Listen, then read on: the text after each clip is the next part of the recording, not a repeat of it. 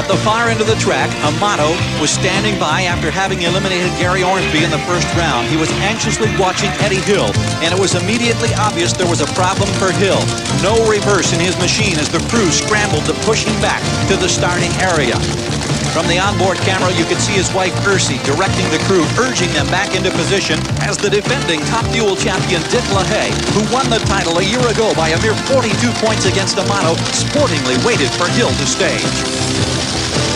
Then they were ready for the launch. And as the lights turned to green, there was an explosion in the power plant of Eddie Hill. And on board, you could see his reaction as he banged the wheel in frustration. His championship hopes were out the window. And at the far end of the track, the celebration began. Joe Amato, for the second time in his career, champion of Top Fuel. Well, Gary, the man who is trying to keep this #1 on the side of his red funny car for a 4th consecutive year, Kenny Bernstein, does indeed remind me of a prize fighter. All of these funny car drivers do. They go out and do battle for a very short period of time, and the one left standing goes back to his corner where the crew tries to get him fit to battle one more time. Now, Kenny first won the championship back in 1985. He defended it easily in 86 and 87, having KO'd all contenders long before the final bell here at Pomona. But in 1988, he is fighting for his pride. 15 brutal rounds are down, but the champ must go a 16 with a very narrow points advantage over Mark Oswald. Mark, it seems even when Kenny Bernstein drops his guard a bit, you're unable to tag him. Yeah, that's pretty much how it's been all year. Neither one of us has been able to pull out on each other. Every time he's made a mistake, I've not been able to capitalize on it, and him the same way. You met head-to-head a week ago. Yeah, we did over there at Phoenix. It would have been a prime opportunity for us to step out a little bit, and we had some problems and just couldn't make enough horsepower to beat him. People don't realize this is an ongoing battle. It's lasted all year long, and it's been like that. It's been up and down. I led for a while, and he's led for a while. It's been tough. Well, the battle began this weekend, and Mark Oswald came out swinging. 277 miles per hour, top speed for funny cars, and that's 50 bonus points to put him within one round of racing to Kenny Bernstein. But Bernstein, in the final qualifying effort, fought back with this magnificent 5.29 elapsed time run. Low ET for the breed, a career best, a track record. Bernstein leveled things out. When he ran 277, that put the speed pretty well out of sight. Was that the plan, to try to neutralize his points? Yeah, we can't run 277. We haven't all year, so we try to get it back with ET, and boy, Dale just took a shot and it hung on. Good luck. It's a tough day tomorrow, but I appreciate it. At least I feel good. I might sleep tonight. Okay. Wow, what a run. A jubilant crew led by Dale Armstrong greeted Kenny at the far end. Well, Gary, it certainly did, and Laurie John showed the presence of mind to be able to get off that throttle and get back on it and save the run. And after that fine driving job, Steve talked with him. He broke on burnout. It meant a bye run for Topke. And while streaking down the track at better than 280 miles per hour, the rear wing broke loose. But Topke managed to save it. Spent most of the time fixing the wing. But we're about to find out right now. Loss of traction for Topke. Also an explosion in the power plant. Porcel easily in 518, 270 miles per hour advances. It's how many rounds over the season? Wynn and Amato. Amato on the far side, Wynn on the near side. Wynn with a slight advantage at mid-track. This is still anybody's race. Wynn gets it. 515 to 517, 272 miles per hour for Gwynn. They did indeed. Both cars staged and ready, and it's Force away first. Even at mid-track, Force and Larson. Force gets the nod. Larson was actually quicker, 537, Force 540, but Force gets the victory, and what a tremendous battle we've seen in this funny car matchup.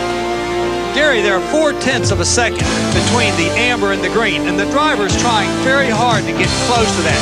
John Force got extremely close to it on this run, and that's how he was able to beat Larson's 537. Well, you couldn't ask for a closer race. It's just a matter of feet when they hit the line, and the victory goes to John Force. Graphic evidence of what a good start can do. Force wins despite having a slower ET. John Force has always taken great pride in his driving. When he was a long-haul trucker and now in a race car, you outdrove Bruce Larson. Why did he run quicker? You bet he did. What did he run? He ran a 37 to your 40. Whoa, let me tell you something here. cheering down there for old Bernstein. Whip the snake, whip the snake. Everybody don't understand why. That was my shot at number 3. Snake had to go. Bless you, Kenny. He's been beating up on me all year. He finally gave me one back. Did you know you had won? Well, I tell you, he was right out the window, and I knew I cut a light, and the brain quit. Wait a minute. I saw the light, and I was looking even at a red going out, and then I thought, get your mind back, because I knew I'd cut it close, but I really thought they was going to tell me a 440 or something. I'll take it. Oh, boy, you got it. Especially with the confidence he brings here after a runner-up in Phoenix. It is Hoover away first. Hoover with the advantage at half strip. Hoover holding the advantage, and Hoover has done it. Oswald's championship hopes have been blown by Hoover. Allen on the near side, inching into position as we await now this semifinal battle. Great start by both men, away evenly and still side by side down the track. Johnson perhaps inching out. Yes, Johnson gets the victory, but look at that, 187 miles per hour for both men. Johnson with a 741. Glidden holds the engine at 7,000 RPM. The flash of the yellow light. Out comes the clutch. Glidden shifting through the gears. Morris Johnson is in front of him. Glidden in high gear. No. Morris Johnson Jr., they call him Mojo, has done it again. He indeed has done it again. Terrible reaction from Glidden, who was beaten off the line by nearly 0.08 of a second. Glidden then came on to run a 741 to Johnson's 746. Johnson Jr. did it at Montreal in mid-season. Taking a little time here, both drivers moving in very carefully. They bring the RPMs up. A beautiful start. On the far side, Warren Johnson has the advantage, and Warren Johnson down the track has the victory over Morris Johnson. 743 for Warren, 752 for Morris. 187 miles per hour for the winner. And decided that he better stay where he'd been winning today. One his father, Jerry Glenn, I think may have influenced that choice. They are off. The long nitro flames looking at the wings. Dennis Marcel was right. It was a heck of a drag race, but he came up on the losing end. Darrell Gwynn, his 4th title at Pomona. A 5:13 to a 5:14. Kenny Bernstein, the champion in the near lane. John Force, the contender. Bernstein wants to beat Force. He wouldn't give him the satisfaction of knowing that he could handle the champ. It's a beautiful start. An incredible drag race. Bernstein smokes the tires. John Force has won it. 5:37, 274 miles per hour. John Force has been telling us for a long time about a dream he has regularly about beating Kenny Bernstein in a final round. It's happened, John. 5:37. John Force is the finals champion. My home. Hometown crowd. I can hear him cheering from here. What's he run? 5:37. It doesn't matter. Old crazy old Austin Coyle. Oh, terrible Chi-Town Austin Coyle. That old team. I never seen such a thrashing fighting going on between. To sit here and Bernstein be the champ, I told Coyle, you know what it means? If we can just come out here and whip this guy. Whip the best. Whip the best, okay? Him or Snake. We talked about it earlier, right? And I don't know why. It left. It was out there. He was out the window. And this old heap hung on in the left lane. The lanes were good.